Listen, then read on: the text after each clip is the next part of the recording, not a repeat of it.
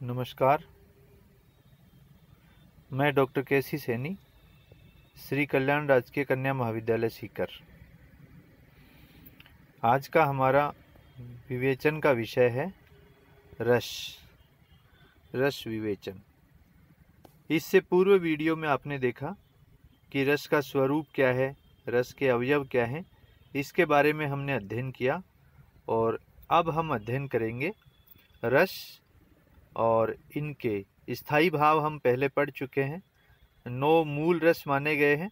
कुल रस हम 11 पढ़ेंगे, जिसमें भक्ति रस और वात्सल्य रस है, वो इस 9 रस के अतिरिक्त है।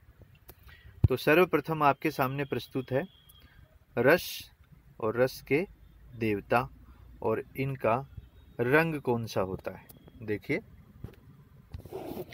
सर्वप्रथम हम श्रृंगार रस की बात करते हैं। श्रृंगार रस के देवता हैं विष्णु और इसका रंग है श्याम रंग। और आप सभी को विदित है कि साहित्य में श्रृंगार वर्णन में श्याम रंग को पर्याप्त महत्व दिया गया है। आपने प्रसाद की कामायनी भी पढ़ी है। नील परिधान बीच सुकुमार, खुल रहा मृदुल अध खुला अंग, खिला हो जो बिजली का फूल, मेघवन बीच गुलाबी रंग। तो वहाँ जो बादलों का रंग है वो श्याम रंग है। हास्य रस जो है, इसके देवता हैं प्रमथ, जो शिव के गण हैं। हास्य का जो रंग है वो श्वेत है, यानी सफेद। फिर तीसरा रस है करुण रस। करुण रस के देवता यम हैं और इसका जो रंग है वो है कपोत वर्ण। उसके पश्चात है रौद्र रस। रौद्र रस के देवता रुद्र हैं और इसका जो वर्ण है वो लाल वर्ण है। इसके पश्चात पांचवा रस है वीर रस। इसके देवता महेंद्र हैं और इसका रंग है हेम वर्ण, यानी गौर वर्ण। छठवें नंबर पे आता है भयानक रस। इसके देवता हैं काल देव। इसका जो रंग है वो है कृष्ण वर्ण, यानी काला। हेम वर्ण गौर होता है और कृष्ण वर्ण काला होता है।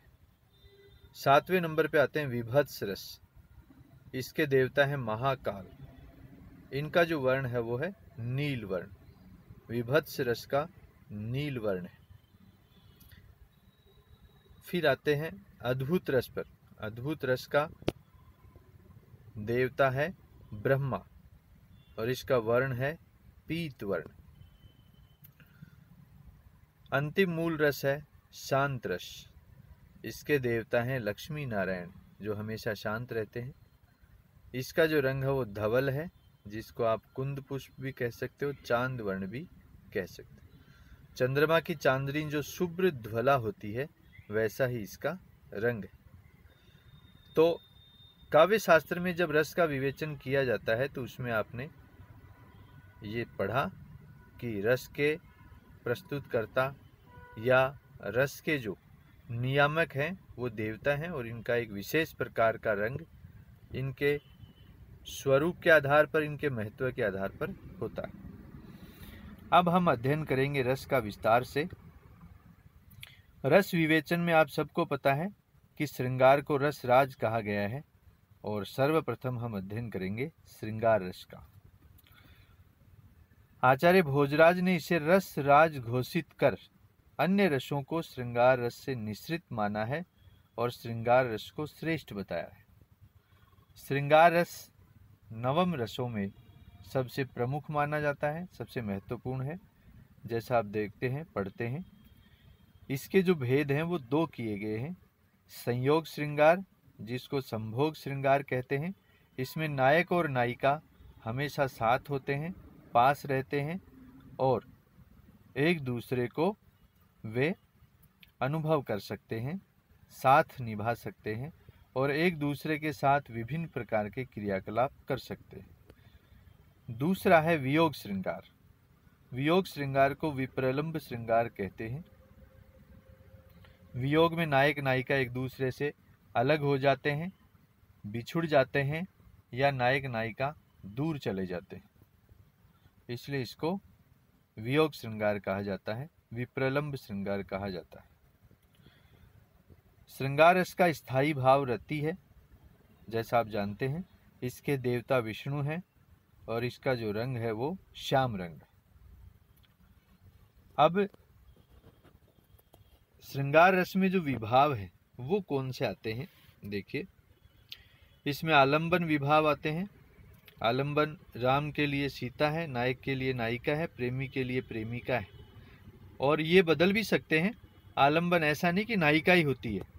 नायिका को जब श्रृंगार रस की रति भाव जागृत होता है तो उसके लिए नायक आलंबन हो जाता है, प्रेमी आलंबन बन जाता है। उद्दीपन विभाव में उपवन है, झरना है, झील है, चांदनी रात, जनक वाटिका, पुष्प वाटिका, कुछ भी इसके अंतर्गत आ सकता है। अनुभाव आते हैं पलकें झुकना, भ्रुकुटियां तिरछी होना, रोमांच आना, पुलकित हो जाना, पसीना आना, कंप होना, स्वर भंग, और इसमें वेशभूषा इत्यादि जो आकर्षित करने वाली है। संचारी भावों में उग्रता, एमर्ष व निद्रा को छोड़कर अधिकांश संचारी भाव इसके अंतर्गत आते हैं, क्योंकि यह मूल रस है। तो इस प्रकार से आपने देखा कि श्रृंगार रस के अंतर्गत विभिन्न प्रकार से हम इसका अध्ययन करते हैं।